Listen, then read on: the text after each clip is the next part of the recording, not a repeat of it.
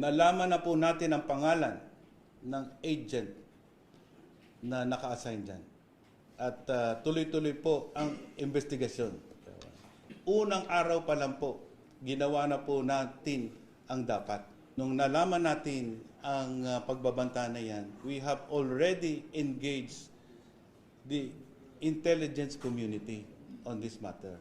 But these are things that you to do their work first. Hindi po tayo dapat magmadali dahil po yun nga ang sinisiguro natin, tamang ebidensya.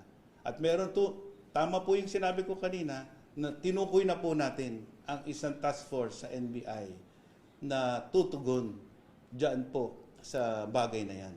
At this will be, I will reveal to you something very important, this will be a whole of government approach.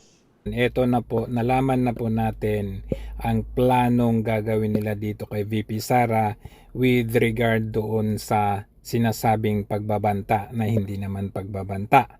Ngayon, ito po kasi ang plano nila.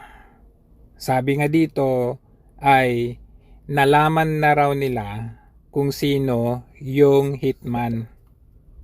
Gaya ng sinabi nitong NBI na ito, ay unang araw pa lamang daw ay inimbestigahan na raw nila. Alam nyo kasi ang gagawin nila ganito.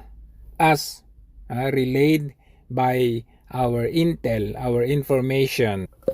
So, ang gagawin ng mga ito, maghahanap sila ng fall guy.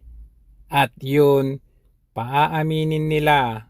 It's either tatakutin nila or babayaran nila. Paaaminin nila ang fall guy na ito na siya raw ang hinire ni VP Sara na papatay dito sa tatlong mokong na ito. So bantayan po natin itong galawan na ito dahil maraming beses na nilang ginawa ito in the past. Ito yung sinasabi nila na whole of the nation approach.